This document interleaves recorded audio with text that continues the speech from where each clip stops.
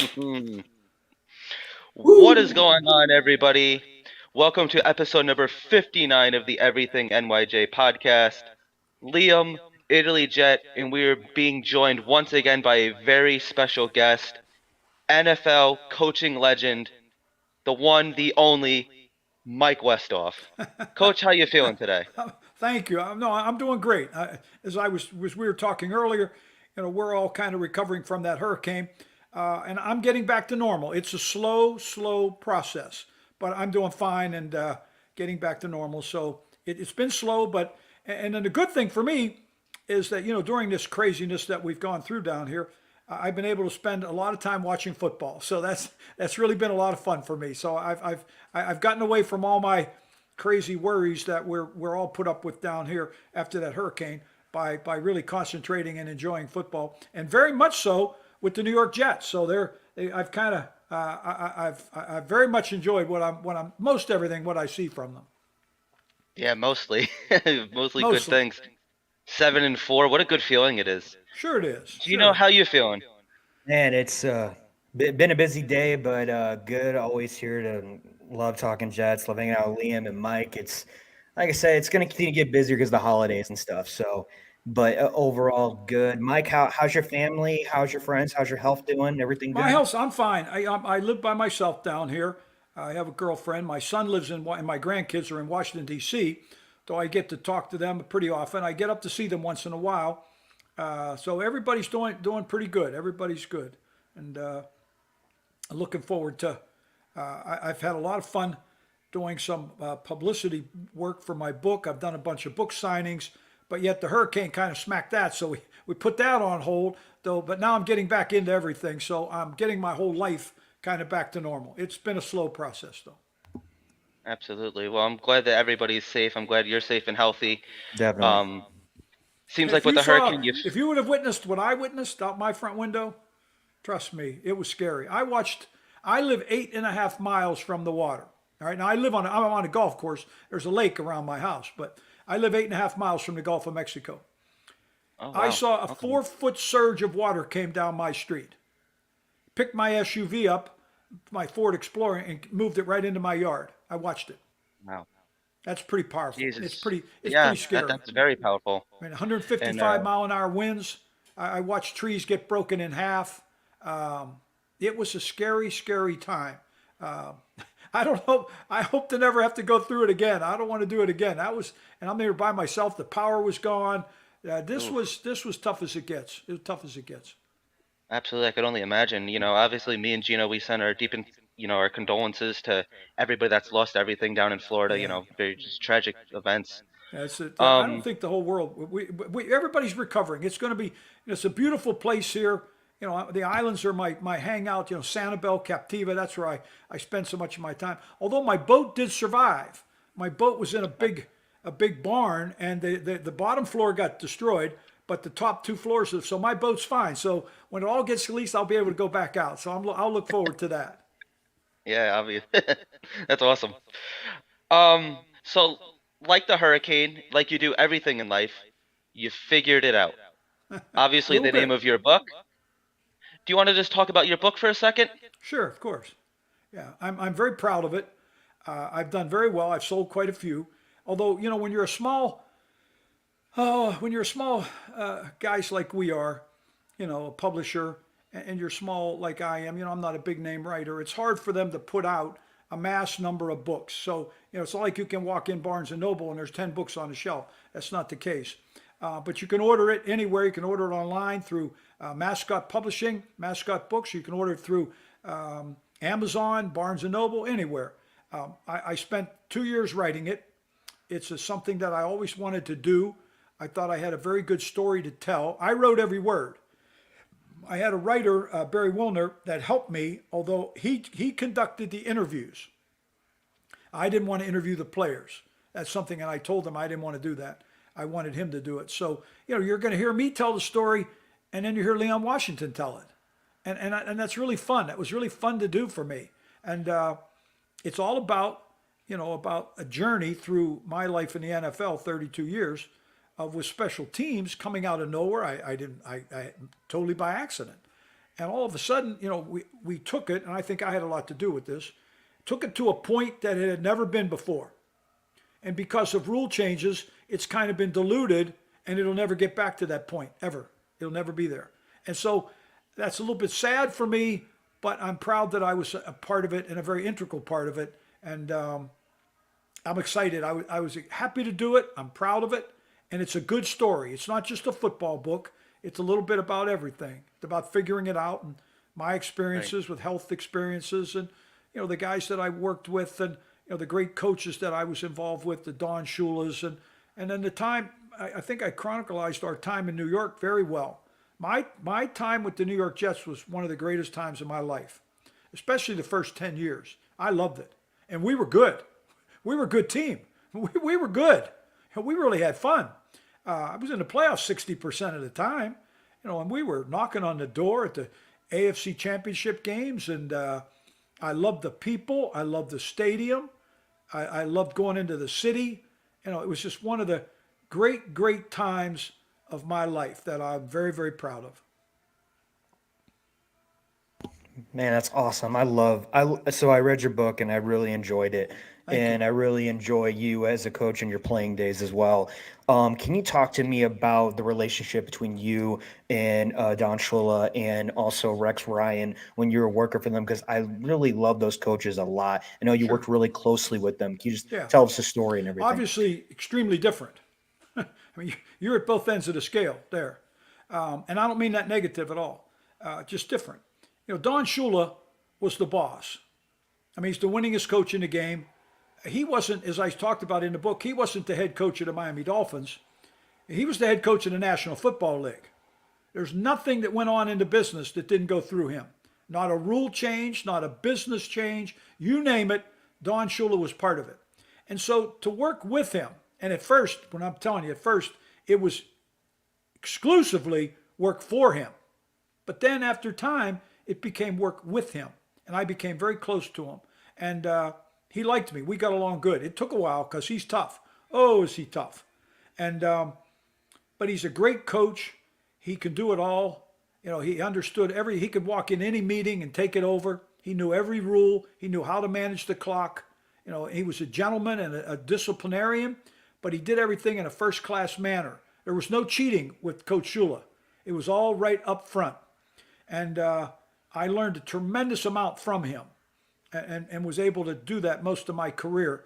And it was just a great experience to be part of it.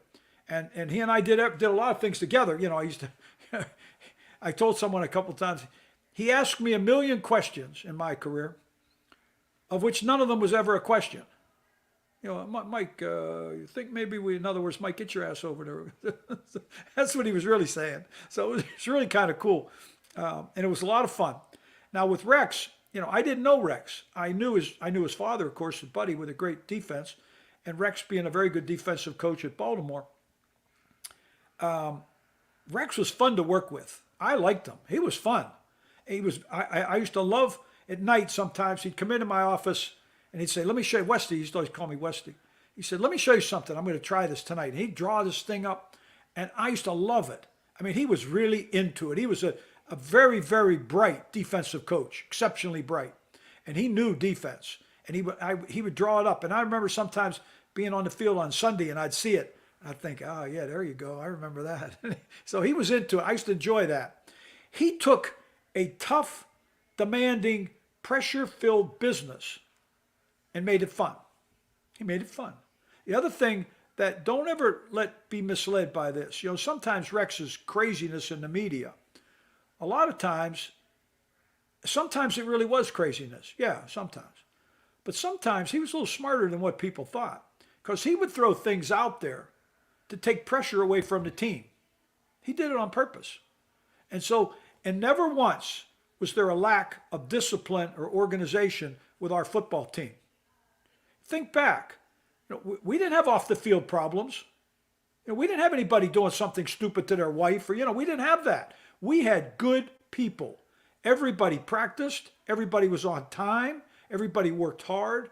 We had a great, especially that group that we had in 9 and 10. I mean, that football team was really fun. We had great individuals. And Rex had a philosophy.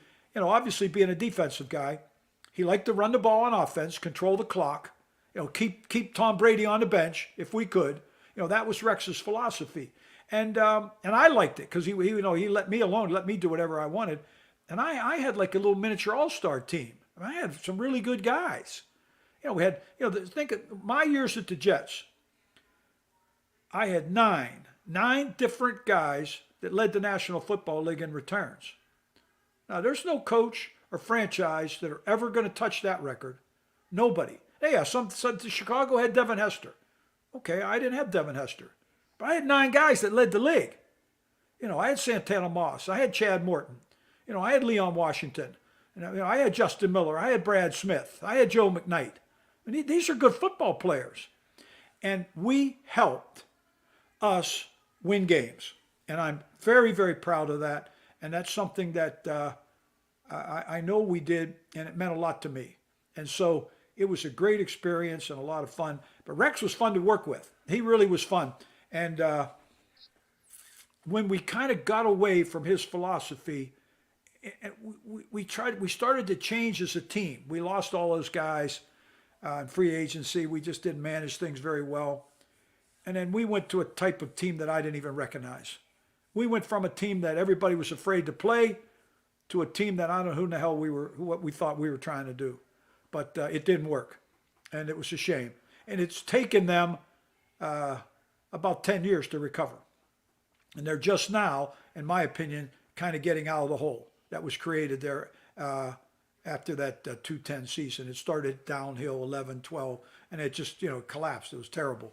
But now they're on their way back a little bit, so they're kind of fun to watch and it's exciting.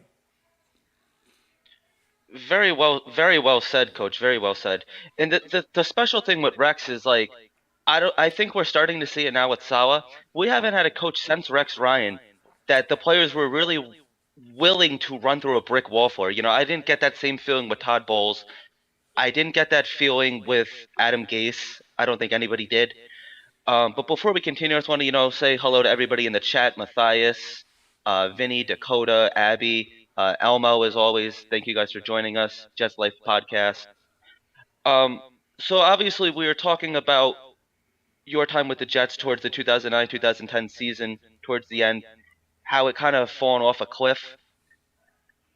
We're starting to get back to that now. What are your thoughts on the Jets season so far, these 2022 New York Jets? What comes to mind? Okay, I thought when I went to practice early at training camp, and I was impressed. I liked the looks of the football team. I thought they looked in good shape. I liked the way they practiced. I was impressed with how the head coach handled the team. I liked what he was doing. I don't know him, but I watched him and I met him, and I liked what he's doing. I thought he's doing a very nice job. It was a very good NFL practice. And I've been around some pretty good NFL practices in my career because I know what one looks like. And that was one. So I saw a lot of good things. I thought that if they could get through some of that early tough schedule, that they would, I kind of expected them that they could be where they are right now. I didn't think that they would do quite as well as they did right off the bat. So they surprised me there. I would have bet money that they would have beaten New England at least once. I would have bet on that. And I'm disappointed that they didn't because I think they're a little better football team than New England. I just believe that. I don't think New England's a good team. I know it's the worst New England team that I've ever seen. That's for sure. I thought that the biggest question mark that they would have would be the development and maturity of the quarterback. There's room there. You can see a level of ability. When I was watching them, I was adamant, and I said this the day after I left their practice. These coaches have got to do a good job of moving this guy around and getting him out of the pocket. They have not done that very well. Because as a pure pocket guy, I think he's mediocre at best. I saw an interesting statistic. I talked to a friend of mine that was at his pro day workout, okay, and watched the film. Now, the pro day used to be everybody just went to Indianapolis and they all worked out. Well, now they have their own pro day. A lot of guys don't even work out at Indianapolis. They've got their pro day. Well, the pro day is all about accentuating that individual's strengths. That's what the pro day is. At his pro day, the percentage of passes that he threw out of the pocket, I've heard anywhere from 75 to 80. That's how many got him out of the pocket. The New York Jets got to get to that. They've got to help him because this guy needs to get out of the pocket. He needs to. I heard that the signature play of that day, he faked the run to the left and he bootlegged out to the right. He threw the ball all the way across the field and hit the streaking split end down the field on a sideline or on a streak route. And the whole place jumped up in the air. It was a great play. Well, my point is, I think he needs to develop and mature. But the coaches have also got to take a little level of responsibility and help this guy a little bit by getting him out of there some. Cut his reads down. I can remember when I was down at New Orleans, Sean Payton might be the best teacher on the field that I've ever witnessed as a coach. He's the best. And I can remember when sometimes they'd get Drew out of the pocket. Now, this is Drew Brees. I mean, he's pretty good now. And he would talk about that the field was reduced to half. He said, "This your read. That's half. Now this is the reads, A, B. That's it." Because he cut it down. And I can remember watching Drew come out, boom, boom. Everything was boom. It was so precise. I'm not a gigantic fan of Wilson. I'm just not. I believe that the coach made the absolute right decision with benching him. I think that's absolutely right. But before I'm going to give up on this kid, I want to see these coaches help this guy a little bit in a more emphatic manner. And I think they've got to take their responsibility a little bit. And let's get this guy out of the pocket and let's help him out a little bit. Because as a pure, just sit in the pocket, drop back guy, I think you're going to be having these criticisms forever. So I think everybody's got to take a little bit of this. But he deserves. You can't have a half of football in the National Football League where you have 2 yards. I could get a team from my development could get 2 yards. Give me a break. You know, old guys playing golf, we get 2 yards. I'm telling you. So that's where he's got to stand up and accept it. And you can never, ever, ever, ever, when someone says to you, the first thing you got to learn as a player or coach when you're being interviewed by the media is you don't have to answer the question. You have to answer the question in a realm. So someone asks you, did you let the defense down? All you have to say, hey guys, I let everybody down. I let myself down. I let our offense down, our defense. I let us all down. I have to be a better player. You can't say no and walk away. You can't do that. That's a disgrace. You'll lose the locker room. You keep that attitude up, you're going to lose them.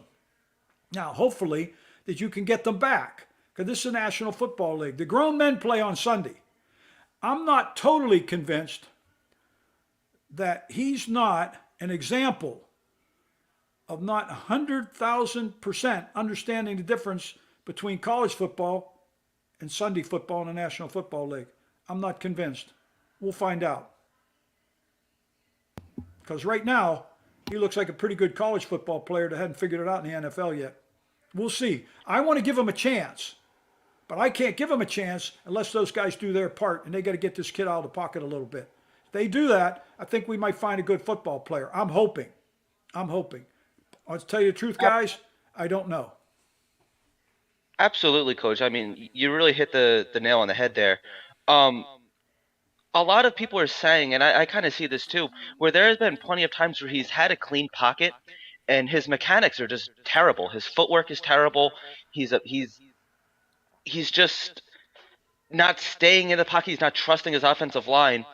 He's abandoning the pocket times when he doesn't need to, and he's just throwing these off-throw passes, because like it doesn't take a genius to figure out, a standard NFL quarterback. You throw at your hips, you turn sideways and you throw at your hips.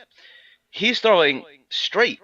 He's throwing like with his feet parallel with his shoulders. Do you think it's like his mechanics that could be off too? Oh, I think that's part of it. Sure, I would agree with that. Yes, I think that's absolutely part of it.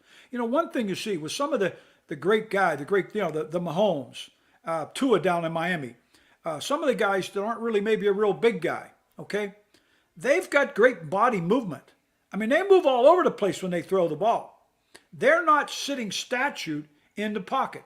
I stood and talked right next to him. He's my height. He's 6'2". Now he couldn't jump up to get 6'2". He's my height. He's 6'1". That's what he is. And when he's in the pocket, you know, Allen is 6'5". The guy San Diego 6'6". Dan Marino was 6'5". These are big men. If you're not, that's okay. You don't have to be. But you got to be able to move around a little bit. You got to be able to move and adjust and get your body, and your mechanics have to be good. I have not yet seen that from this guy. So I think he's got a lot ahead of him. I think he's athletic enough to do it, and he's got a strong enough arm. He's got a strong arm. He can do these things, but there's some work ahead of him. I'd love to see these coaches get him in a real thing of getting him moving around and get him out of the pocket a little bit and work on his mechanics and get these things down before anybody says this kid can't do it. I'll be honest with you though, I'm not sure. I've seen more. I've seen a little more negative than I've seen positive. And I know he's won some games. I know that. But this is a good football team. This Jet defense is a playoff defense. These guys are good. They're good. They got receivers that can play. They run the ball pretty well. Their offensive line, is going to need to get a little bit better, but they're not bad. I think obviously White, came on last week and did a very solid job for them. And I think he deserves to have that opportunity. They play, who do we play this week? Help me, I can't think right now. Who do the Jets play Sunday? The Vikings, sir. Yeah, they play the Vikings. Yeah, my good friend up at Viking, Ben Weekett, used to work with us for the Jets. He's coaching up there. I think the Jets can beat the Vikings because I know one thing. The Jets can rush the passer. And take a look at what Dallas did to Cousins. They killed him. And the Jets are tough to run the ball against. And so you get in a passing game that's just a passing game, the Jets can beat you. So I think the Jets have a very good chance to win this football game. Because the Jets can rush the passer. They're going to make it tough on Cousins. And so that to me is going to be the key.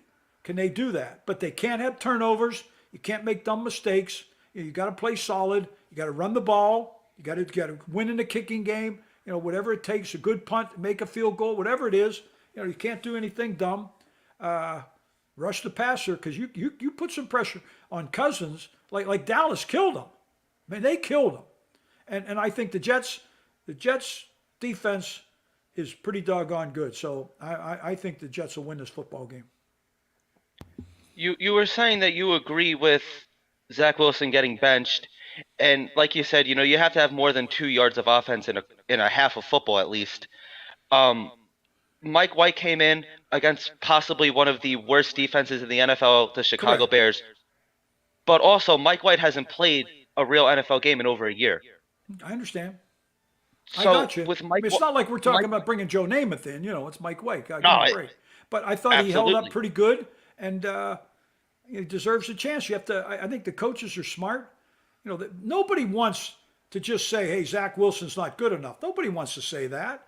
They want this guy to succeed. He's got to start believing that. That would be a. They want this guy to win. So he's got to hold up his share. But right now, I think the team was ready for a change. I think that's an absolute correct thing to do, and I'm going to support that coach 1,000% with not only what he did, but the way he did it. I thought he did it with elegance and grace, and he didn't do it in a sloppy way. He was smart, and I think I give him a lot of credit for it. So I would have a lot of good things to say about. I think he made a tough decision, but I believe he made the correct one, and we'll see what happens. But nobody's saying, or I don't believe, at least I don't think so, that Zach Wilson can't be your quarterback, because I think he can be. But there's steps that he must take that he's got to show he's going to take them, or he won't be the guy. You got to find someone else, because this football team is too good to not be knocking on the door. These guys got some talent. Absolutely. Absolutely. So, with Mike White coming in, throwing 3 touchdown passes in one game, Zach Wilson has 4 on the season, 315 yards. Do you think that there's any chance of a quarterback controversy here? Do you think that maybe the Jets do have a guy in Mike White? Yeah, to be honest with you, that's hard for me to say. That's a good question. I would have to say the jury's very much out on that. I want to see Mike White in some tougher situations. And believe me, there's some tough situations coming up. Because the Jets got a couple games down coming up now that are going to really test them. They're going to find out. We're going to find out in a hurry how good this young man is. So I'm going to reserve anything that I have or what I'm just going to have to wait and see. Controversy, I don't know. Yeah, I mean, anytime you've got a high draft pick and he's not your guy, well then there's issues. There's issues. But he's got to take care of that and get some of that solved. But as I said, he needs a little bit of help. They got to do some more things with him. They're not doing enough with him. I'm a big believer in that. Big believer. Man, I love everything that you said, Coach. I agree with you 100%. I'm gonna go more on the special teams part because I know you're a special teams coach, one of the best that's ever done it. Um, what do you think of Boyer so far, and with everything he's done? I mean, and also Mr. Hardy played for you with the Saints. How do you think they're handling him in special teams overall so far? Justin Hardy played. I mean, he was my guy. At what Taysom Hill was my guy, but Hardy was next. He was a heck of a player. He was good. I loved him. I drafted Brent Boyer, so I know him. I drafted him. It's my guy. I went down to the University of Arizona and worked him out, and I drafted him. He played for me. And I think he's done a nice job. I think he's done a good job. There's things that I wish he would do a little differently, but that's just little different philosophies that we have. Like that punt that New England ran back. You know, you have to know exactly what the story is there. You've got a big strong wind. You know, you've got Hurricane Ian blowing to the left. All right, so you're behind the punt team. Okay, they doubled the gunner or flyer on that side. That's Hardy. They doubled him. Okay, they singled the other guy. They got 7 in the box. Now they took their end and they rushed him up the field pretty hard. They tried to rush a little bit. And what the punter wants to do on a situation like that, he needs to turn just a little bit and punt the ball to the number. Just punt the ball at the number. You punt it there, the wind will catch it and blow it out of bounds. You'll have no return. What they did, they forced him to stay in the middle of the pocket. And then he punted the ball in the middle of the field, and it gave them a chance to run the return. You have to use, I used to use a protection, I called it slam.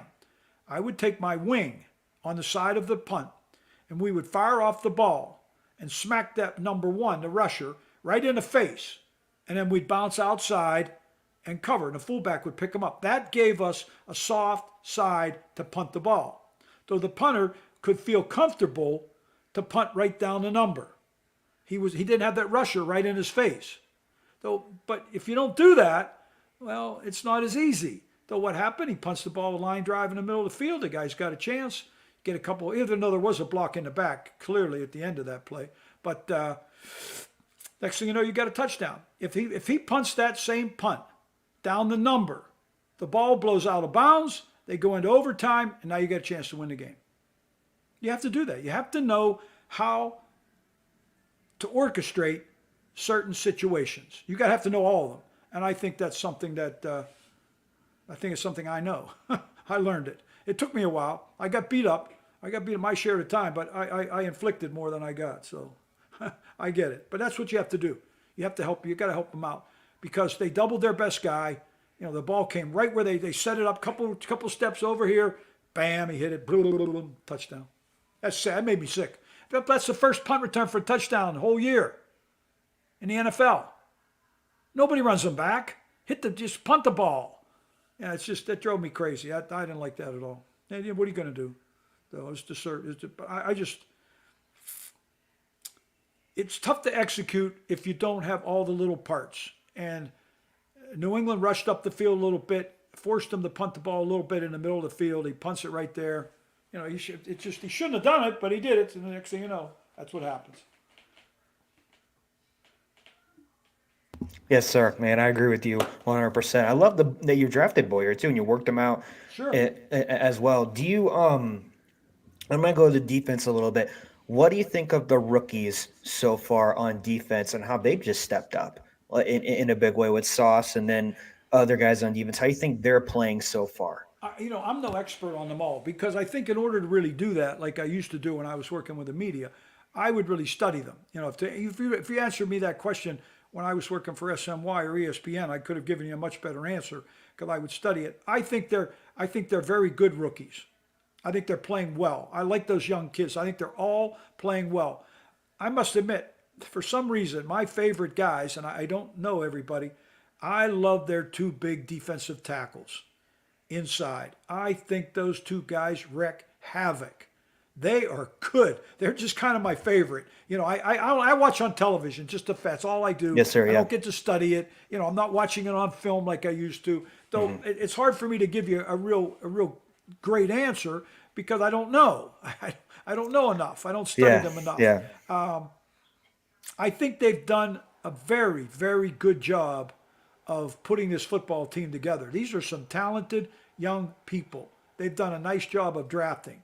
A few years ago, I'd say 3 years ago, maybe it was, I was watching the Jets one time on television. I was out after I got finished with the Saints. And I told someone I was watching with, I said, I don't think the Jets have five guys on that team that could have played on our good teams when I was with the Jets. I don't think they have five. I don't feel that way now. They've got some players that are good players. These kids are good. Facts. Receivers are good. Tight ends getting better. They got some offensive linemen. They're not great yet, but they're getting better. The defense is solid. They're not the 85 Bears out there yet, but they'll tell you what, that doggone defense is pretty good, and they can rush the passer.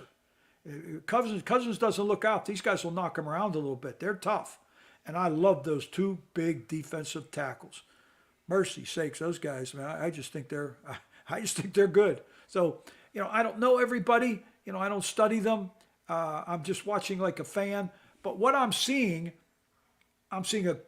not a great, but a good-looking NFL team that can compete. That's what I'm seeing. And I think if they get a little bit better, look out. They're going to have a chance. Right, absolutely, Coach. Perfectly said.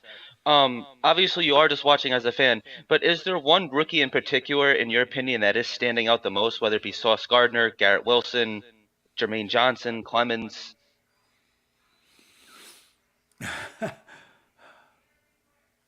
Honest to goodness, I can't give you a good answer. I wish I could That's give you a fine. better answer. I wish I had just studied enough to really say.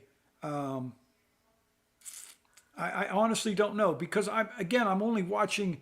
I'm just watching as a fan, and Right. so my answer for me to I'd be making it up. So I'm not going to lie to you. I'm not going to. I honestly can't say. I don't know. That's fair, and also like they're all playing like different positions, they're all doing different things, so it's Right. hard to just judge one. Correct. That's understandable. Gino? Go ahead, Liam. Go ahead, Liam. All right. So the other thing I wanted to ask you too is how would you prepare this current Jets team for the playoffs? And do you think that they can make a playoff run? Because we haven't had this much excitement around the team in years. This is a very young team. How would you prepare, being a former coach with the Jets, having some of the Jets' best years in recent history? How would you prepare them for the playoffs in It's 2022? a good question to ask me. I mean, when I was at Miami with Coach Shula, we were in the playoffs all the time. I was in the playoffs a lot with the Jets, and when I went to Saints, we were in the playoffs each time. So I know a little something about getting in the playoffs. You have to be healthy.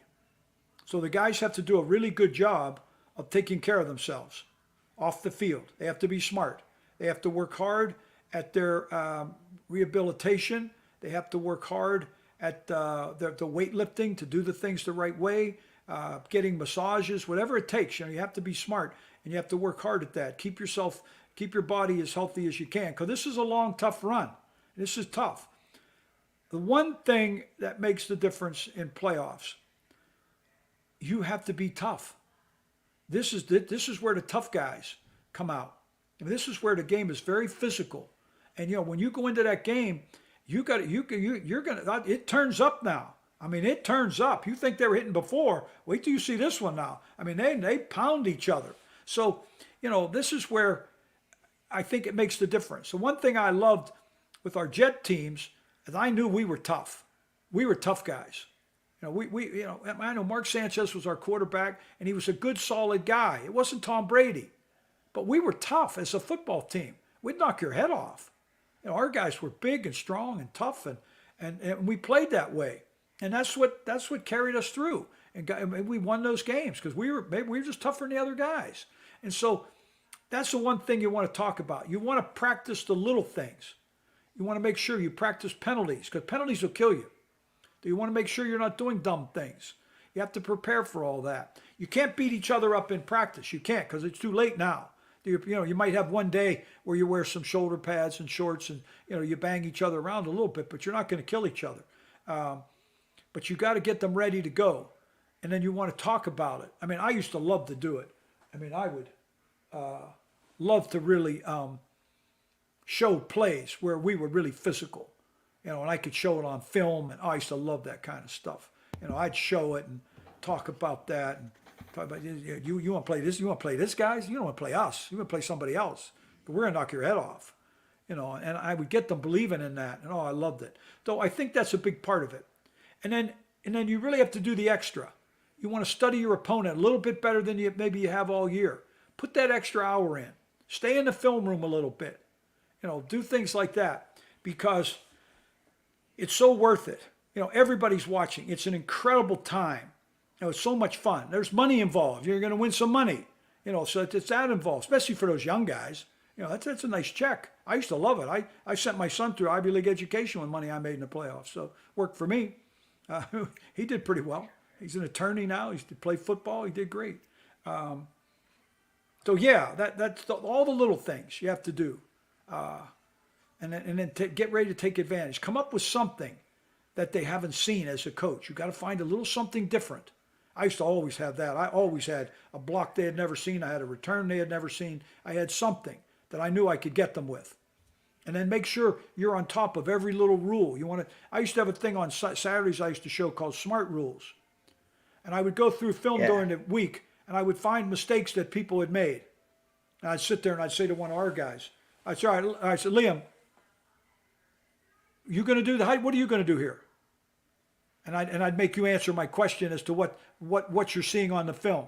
And you'd see, guys make stupid mistakes. And I said, go ahead, you play like this and your ass is going home. So we're not going to play this way. Little things. And so all that's what has to start to get magnified now. You've got to understand all that. And everybody gets their role. And I loved it. I loved the preparation for it. It was so much fun. But those are the things that you want to do, all that little stuff. And give them something they've never seen.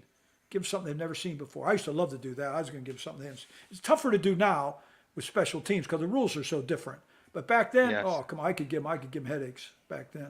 That was easy. I think also that's what Bill Belichick has done, especially with the New York Jets. Yes. Is he shows a different look every time he plays them. He just makes it so hard for them, which is why, especially even like with Zach Wilson, Bill Belichick has been really his kryptonite in his young NFL career.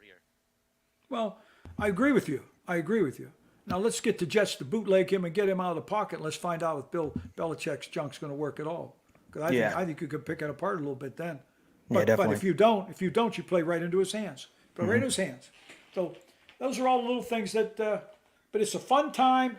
It's an exciting time for the fans. Definitely. I think the New York fans deserve to have this. I think they deserve to be excited, and I know they're going to be rocking and rolling because you win this week. I'm going to tell you what. Now that New York town's going to get on its ear. They're going to be excited. Amen to that. So, that's what I'm rooting for, and I've been a part of it, and I loved it. It's the greatest. Yes, sir. It's the greatest. It's not. I mean, I was at New Orleans when we were really good with Drew, and I was at Marino, but you get in New York when you're winning, you get in those playoffs, and you nothing like it, man. You walk through Penn Station, you don't. It's the greatest thing in the world. I love it. You're the king of New York if you win. It was the best. Those first 10 years, the best 10 years of my life. Best 10 years of my life. Wow, man, I loved that. I loved it. I loved the people. I'm disappointed. We didn't get him to the Super Bowl, but we were knocking on the door and we were a lot of fun. I couldn't agree more. You definitely deserve a ring in my book. But for me, I've read your book and stuff, and I've seen everything that you've talked about the Dolphins, the Jets, and especially the Saints. During your playoff stretch with the Saints, you talk about how it's like they got burned there, and also how much you enjoyed it. How was that process and going through those playoff games and almost getting there? Walk us through your Saints experience for the playoffs. I didn't want to go back to coach.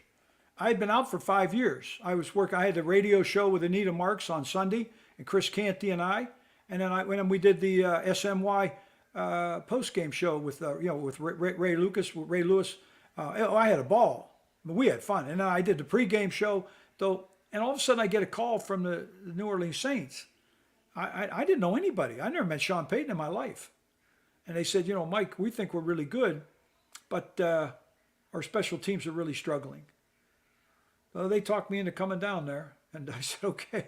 So I pack up, and I was in New York, and I left New York. My home in Florida, I told my neighbor to go shut it up. And I went down, and I loved it. I loved the guys. I loved the players. I found Taysom Hill. That was pretty cool. And when I walked in there, they were ranked 31st. When I left, we were first. So Oh, it wow. worked. It worked. We did pretty good. I helped them out. And it Yeah, was oh, fun. yeah. The whole process was fun. I mean, the Minnesota Miracle was discouraging. We had blocked a punt in that game that gave us a chance to go ahead and score the go ahead touchdown. Should have been the winner. We were playing the wrong defense. You got to be in a cover three. You can't be in too deep. And we gave That's up what a touchdown. Diggs. We gave up, Yeah. yeah, just Stephon Diggs. We gave up a touchdown. That should have never happened. And then against the Rams, we had that crazy non-call that they didn't call the penalty, where that just, Yep. we'd have got the ball on the 2 yard line and won the game. And that kept us from the Super Bowl. But we were good. Everything we did was good. We had good players. We had good guys. I loved watching Drew Brees work every day. I had a ball with the guys I was with. I have tremendous respect for Sean Payton. Mike Williams led the league that year with catches when I was there. That was a lot of fun. I liked him, and it was just a great situation. I stuck Alvin Kamara back there one time on a kickoff return. He ran 107 yards for a touchdown. It's the longest one in their franchise history, so I kind of like holding that record. And I had a ball. I just had a ball. I loved everything about it. I lived right in the city. I used to walk to the Dome. The crowd was Wow. great. The fans are great fans, and it was a great experience. I didn't want to do it anymore. Those couple years were enough for me. But the fact that they called and they said, we think we can go to the Super Bowl. Can you help us? Kind of Yeah, kind of interesting. And, yeah, it and is. believe it or not, and Yeah, I won't definitely. go any further than this. I got that same kind of call this past Monday morning. Oh. I won't. I can't Okay. tell you where. No, That's fine. no. Coach, if we see you on Now, the field nothing, again, I no, would definitely be nothing, rooting for you. nothing has happened. Nothing has happened. But I did get Right. that same kind of call. I don't know what will Ooh. happen. Would you? We'll see. I don't have any plans on Ooh. going back, but it was pretty Ooh. interesting that someone threw that out at me. I could probably help them in a lot of ways. I don't know what's going to happen, but it was kind of interesting. I've actually had that twice in my life, so that's kind of cool. If I could dance around it a little bit, to the best of the best way that you could answer it, do you see any situation in which you would go back to coaching in the NFL? Yeah, sure. Okay, that's Oh, fair enough. okay. One, I have. one, only one, Oh, only one. only one. Ooh. That's if I went back for a year.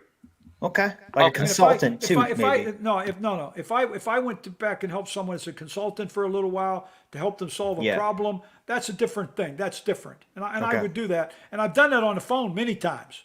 Yeah. Guys will call and say, "Hey, Coach Mike, what do you think? Can we?" I try to just give them something that can help them. I like doing that. But to actually go back and do a year, I would do one more year with only one situation.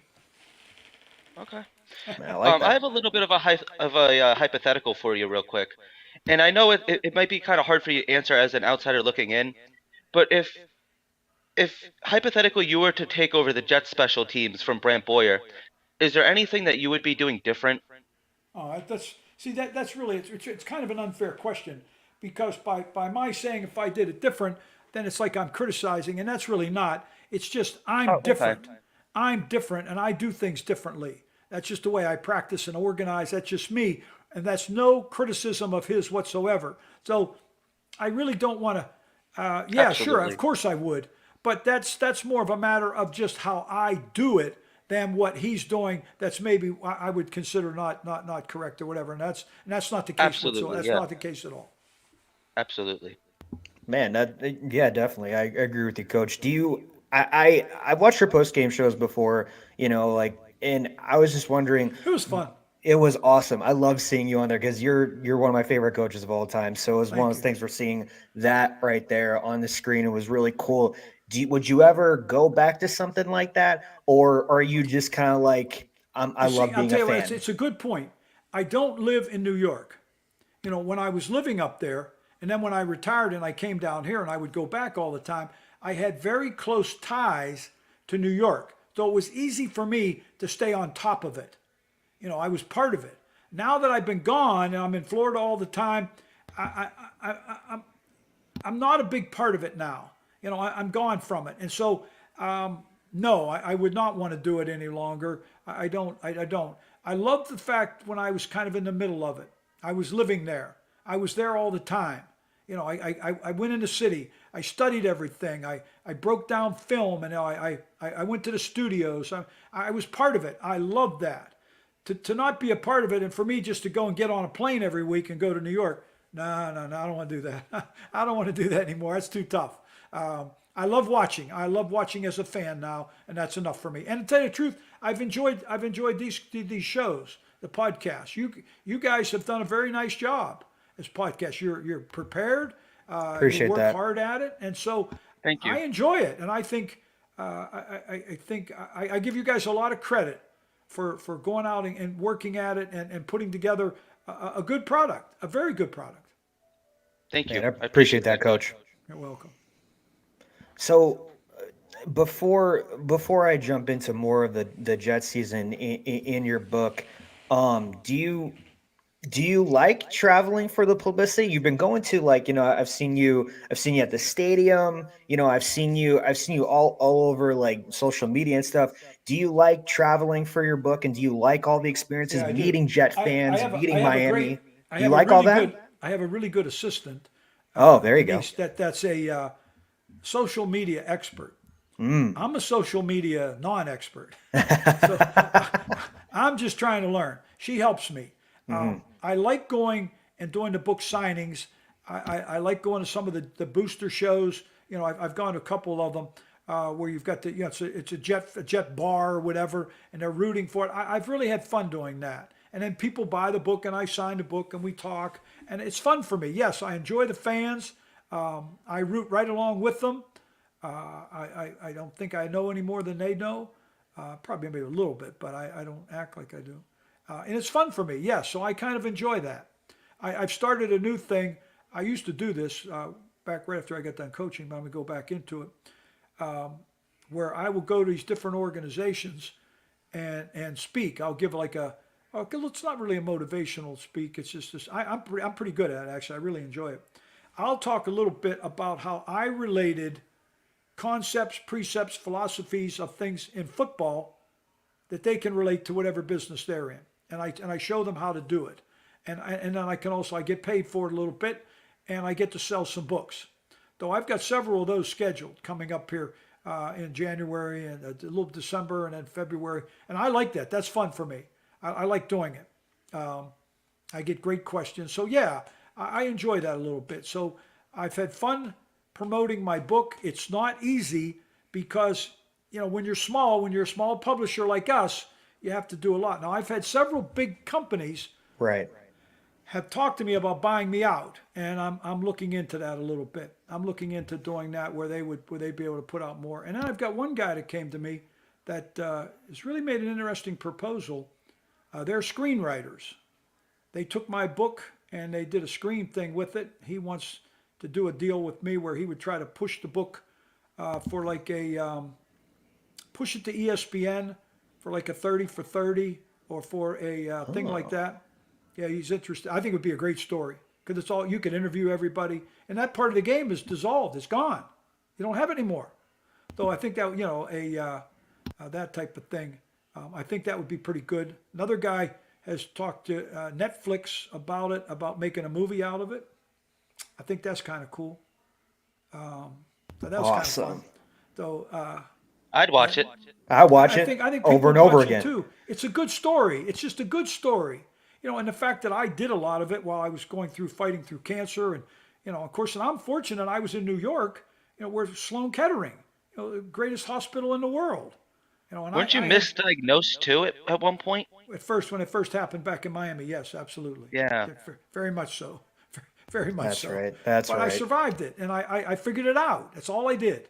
I didn't do anything figured more it out. heroic than anyone else's mother or father that had to fight through these things. And but yeah, I kept coaching, and I think I did it pretty well. And so those are good stories, and they're good stories about good people. Things about Leon Washington and some of the guys with Yeah. the Jets. I mean, Chris Hayes, James Dirth. I mean, those are great stories. James Ahitabo. I mean, he'd knock your head off. I mean, it was fun. Oh These yeah, guys were fun that I was with, and we were good.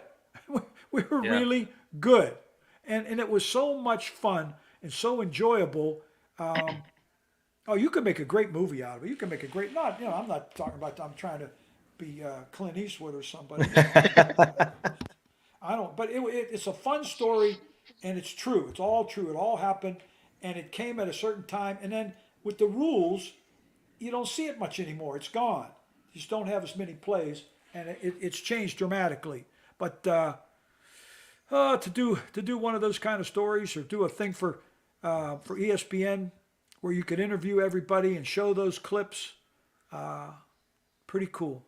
Pretty cool. I mean, I had a clip. This is with I was at Miami actually, but I'll tell it. I had a couple really tough guys that were really tough, and I had Sam Madison, and a kid named Jerry Wilson, and they were my double vice guys on punt. Where you double the flyer, the gunner. You know how you see it. They double them. Okay, because he's the only Yep. guy that can release on the snap. We're playing the Colts, and the Colts are punting their ball from the 20-yard line, and we had a technique. As a matter of fact, the guy in California that does a lot of special teams clinics called me today and wants to use me as a reference for his stuff. But anyway, we had a technique where these two guys would attack. One would attack like this, and then but it was very intricate. But we were aggressive, and we attacked this kid from the Colts, and they grabbed him. And on the 20-yard line, and they ran him back out of the end zone, and they threw him in the kicking net. And he got stuck in the net, and he couldn't get out. And they filmed it. And for years, when I showed film to my guys, I said, "You want to play for me? This is how we play." And he showed us throwing this kid in the net, and the kid was stuck in Oh, the net. He couldn't get out of the net. Hmm. And I said, "You want to play for us? That's how we play." It was Nice. just fun. If you read things in the book, you heard what Lewis Yep. Oliver and Kerry Glenn said about how he yes, used to sir. beat the hell out of guys. They threw them over the Gatorade table. They changed the rule for that. I mean, we were just tough. We were tough guys, and I loved it. We did it all clean. No, it was never dirty. I don't teach things below the knees or above Right. the head, or I don't teach that. But we played hard and clean, and I loved it. And I think real football fans, they would love it. Plus, I'm not talking about the $160 million quarterback. I'm talking about some kid that came out of nowhere. Nobody knew who he was. And the next thing he's playing great football. And I'm very, very, very, very proud of that. I think we all appreciate that.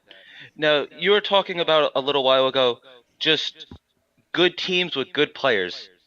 This season, we have saw at least two new players go into the Ring of Honor. Most recently, Darrell Revis, and before that, Nick Mangold.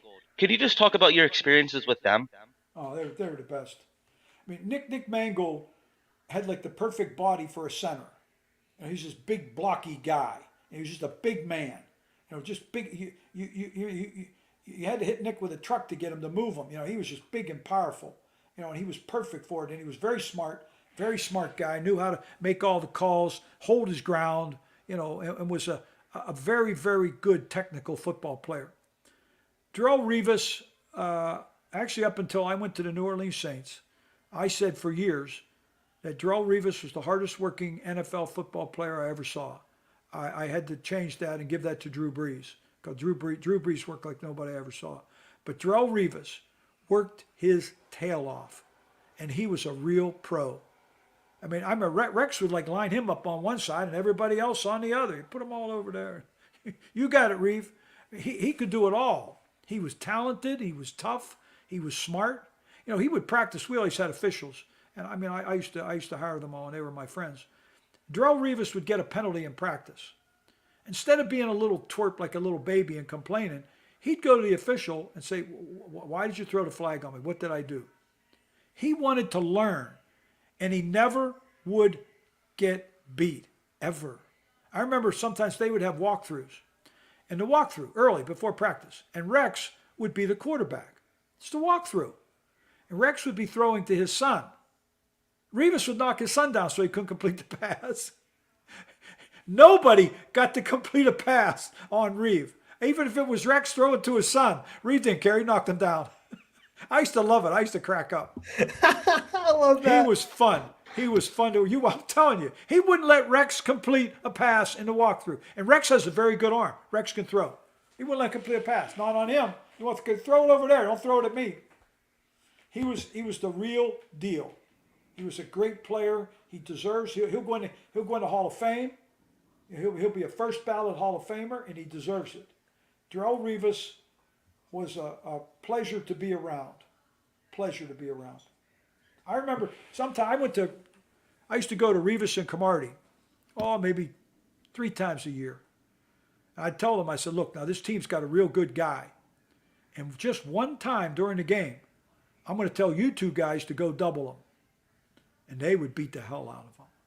Those two would throw him on the ground. Because, they're both pretty good. I say, I only want one play. I want one play from you. That's all I want. They'd give it to me. I had a ball. We just beat people up. People hated us. Nobody liked me. I didn't like anybody else either, so I didn't care. But I had about 3 friends. That's all. I didn't have any good friends because we were tough. We beat the hell out of them, and I didn't care. Right. And I was kind of cocky, and I talked shit. So what do you want me to tell you? Anything those on guys, yeah. Darrelle Revis, I couldn't be more happy for him to be in that Ring of Honor because he deserves it. Man, that's awesome. Anything on DePrickershaw Ferguson because he was in the Ring of Honor? You got any stories about him? How about the fact he played every play? Never missed a play. Missed one play, and that was a trick play that they had him out. Who does that? I remember defending him in a meeting, his rookie year with Eric Mangini.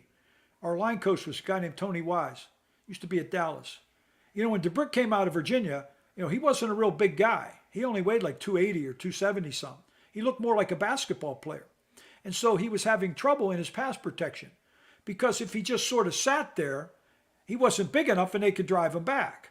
But then he had to lunge and then guys would beat him. So he got beat a lot early.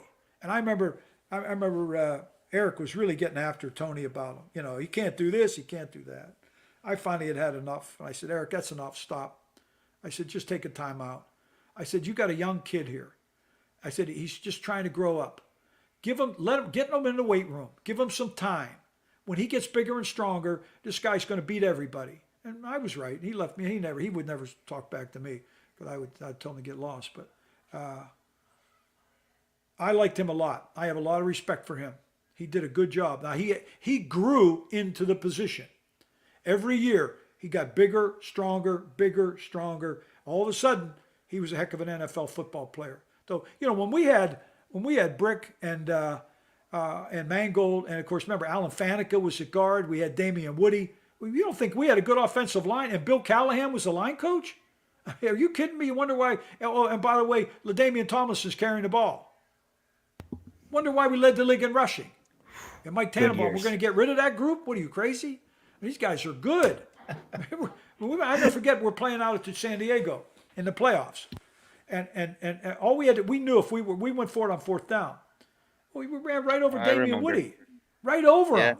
And they just blew. It was like a big bulldozer. Well, when we got the 1st down, the game was over. They couldn't beat us. It was just, those guys were really good. They were special. Really special football players. Great people. Really good people. We did a good job of getting good people in that organization. They were a lot of fun to be around. Hard workers. Some of the biggest battles we ever had was in practice. Offense against the defense. I mean, that was a dogfight. because we had some Yeah. tough guys on defense. You had Bart Scott talking. He still likes to Yeah. talk. He just does the same thing. He hadn't stopped. He just kept. Now he gets paid to talk. He used to try to get paid Yeah. to play. He just keeps going. It was a dogfight every day in practice. That might have been the toughest game we had every week, was going against each other because they were so tough. God, well, we had more fights. It was Iron sharpens iron too. it was fun. I'm just telling you, it was a great time. It was fun to be a part of. But now I'm seeing a little bit of this come back. The Jets are starting to get a little bit of this. They're getting a little bit of it, and that's what you have to have. And I hope they keep it going, and keep it going. I hope they just keep it going, because I know one thing: that fan base will follow them. That's a great loyal fan base. The Jet fans are the greatest. Coach, I have one more thing before we get ready to wrap this up. I don't want to be that over cocky fan or anything, but in my opinion, I'm not afraid of any NFL offense right now with the defense that we have. And defense definitely wins championships. I'm going to go out on a limb here.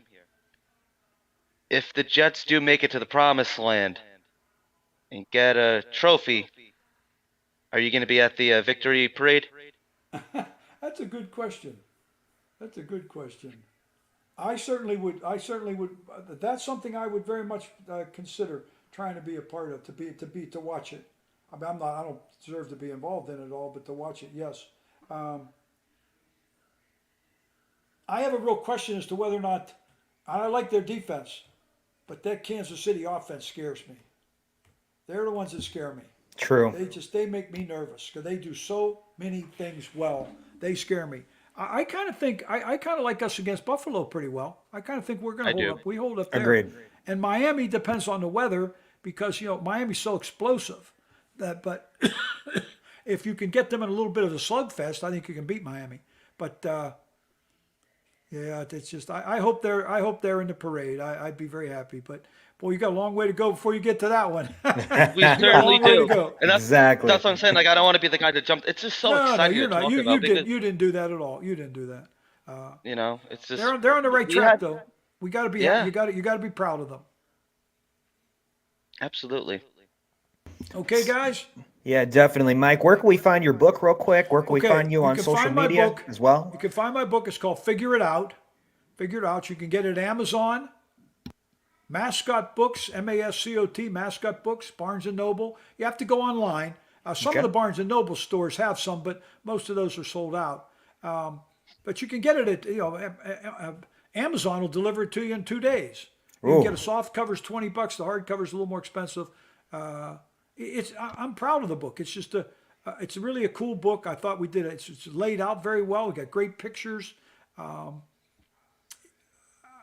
couldn't be more proud. It took me a long time, but I'm very happy with it. And I've gotten great ratings. And I'm not Ernest Hemingway. Come on, I'm Mike Westhoff. I have a master's degree, but I'm happy that I did it, and I'm proud that I wrote this book. I'm proud of it, and it tells a good story of really good people. Absolutely, Coach. Absolutely. We want to thank you for your time, giving us an hour of your time.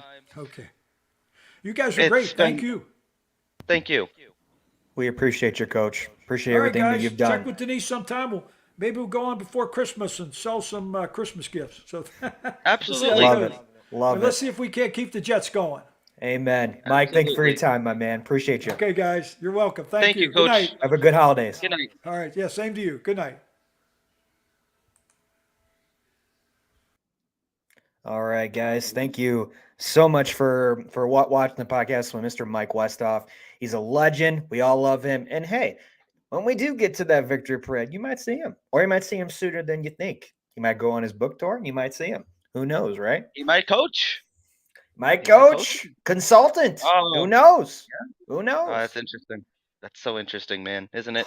I love having him on, man. He's one of the best, man. He really is. Definitely. Goodbye, Elmo. Elmo, Goodbye. I really wanted to have Coach Westhoff say hello to Elmo. Yeah. I really did.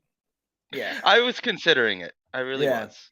But he said before the interview, he said all the comments, he loves all the comments. He appreciates each and every one of you guys, Dakota, Matthias, Elmo, Vinny, Mike from Jets All Time, DK Banks, Charles, Truman, and then Rendilla. Abby's. Yeah, Rendilla. I think that. Sorry if I got that wrong. But yeah, he appreciates all of them. Jets Live podcast appreciates all the comments. He loves the Jets. He loves football, and he loves like he. This is what he's been through. Like this is his life. This is what he is meant to do for a living, and we're really happy that he came on, and we're gonna have him on more. It's gonna be great. Absolutely. And like with him, it's almost like when we bring him on, it's like going to like a time capsule. Like Mm, I just think of good Jets memories when he's on, and I feel like, and he agreed that we're starting to get back to that point. It's exactly. super exciting, man. Super exciting times to be a fan. Even if we do have a little bit of a QB controversy right now, let's just go with it, man. Mike White is Exactly. the hot hand right now. Let's just roll with him. Roll with him until he proves us wrong. And let's get back to good old fashioned New York Jets football. Let's be the king of New York once again. Exactly. Exactly. Guys, you can find us here on social media on Facebook, Instagram, Twitter, and YouTube. And also you can find Liam on social media as well, on Instagram and Twitter as well. He's always interacting, always fun, but you can also follow me on these social media platforms, Italy Jet. And also, hey, holidays are coming up. Got the Vikings this weekend. Got next week, got the Bills. I know you're going to a couple games too. It's going to be I'll fun be at the times, man. Jacksonville game. It's Yep. gonna be fun If times, anybody's going guys. to the Jacksonville game, DM or just hit me up on Twitter, everything NYJ. I'd like to meet up with all of you guys, at least as many as possible. Let's get a little tailgate going. Nothing official. I'd like to make my rounds. I'll be giving out some beer and stuff like I always do. Right, right. Gino knows very well. I'll try to keep my Yep. jersey clean this time. I'll try to keep whatever jersey Yeah, I'm my wearing. goodness. My Yeah. goodness. It was fine though. Truman, I'm gonna answer your question quick. Can we make some noise in the playoffs and be a spoiler? Yeah, I think so. I think any team can be. At this point. I mean, it's all neck and neck. AFC East is some of the best divisions in football. I mean, yeah, I think we can make some noise. Yeah, why not? Why Absolutely. not us? Why not us? Exactly. All right, everybody. Gino, I think that's just going to about wrap it up for all of us. Yes, sir. Thank you guys for tuning in. Thank you guys for watching Coach Westhoff come on. We had a blast, a great time with him. Thank you, everybody. Have a great night. We'll talk Jets soon.